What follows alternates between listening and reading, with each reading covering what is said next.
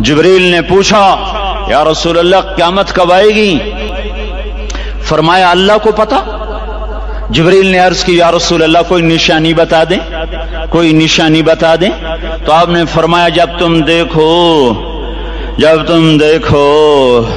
اولادیں ماں باپ کے ساتھ نوکر کی طرح بات کرتی ہیں، جب اولادیں ماں کو نوکر کی طرح ڈانٹتی ہیں تو تم سمجھنا کہ قیامت کے نقارے پہ چوٹ پڑنے والی ہے۔ میرے ایک لفظ کے اضافے کے ساتھ جب تم دیکھو کہ اسلام آباد کے نوجوان اپنی ماں کو ذلیل کر رہے ہیں، باپ کا گریبان پکڑ رہے ہیں، باپ کا حال تک نہیں پوچھتے، وہ ہائے کرتا ہے یہ ہو کرتے ہیں، ماں تڑپتی ہے یہ ہنستے ہیں، ان کو یاروں سے فرصت نہیں، ان کو کیبل اور ٹی وی سے فرصت نہیں ہے، اور ماں بڑھاپے میں کسک رہی ہے اور بڑھاپے میں وہ تڑپ رہی ہے، اور باپ کی ہائے ہائے ہے۔ جب اسلام آباد کے نوجوان اپنے ماں باپ سے نوکر جیسا سلوک کریں گے تو قیامت کے نکارے پر چوٹ پڑ جائے گی۔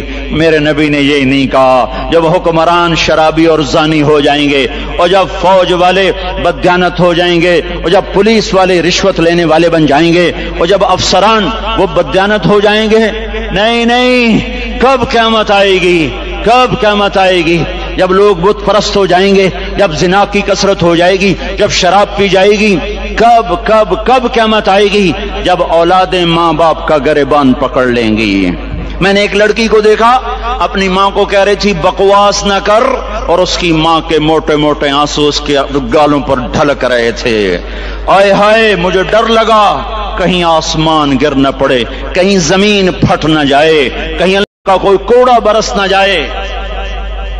ہمارا دستور ہو چکا ہے ہر گناہ حکومت کے کھاتے میں، ہر برائی حکومت کے کھاتے میں۔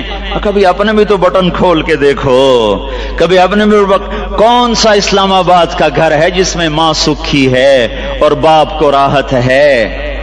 کون سا گھر ہے جہاں ماؤں کا تقدس ہے، باپ کا وقار ہے؟ کون سا بازار ہے جہاں جھوٹ نہیں بولا جا رہا، سود نہیں چل رہا؟ کون سا سی گلی ہے جہاں بے پرد عورتیں نہیں گزر رہی؟ کون سی گاڑی ہے جس میں میوزک نہیں بج رہا؟ اے ہے کون سا سیکٹر ہے جس میں رات کو شراب کی محفلیں نہیں سجتی، جس میں ناچ گانے کی محفلیں نہیں ہوتی؟ او میرے بھائیو،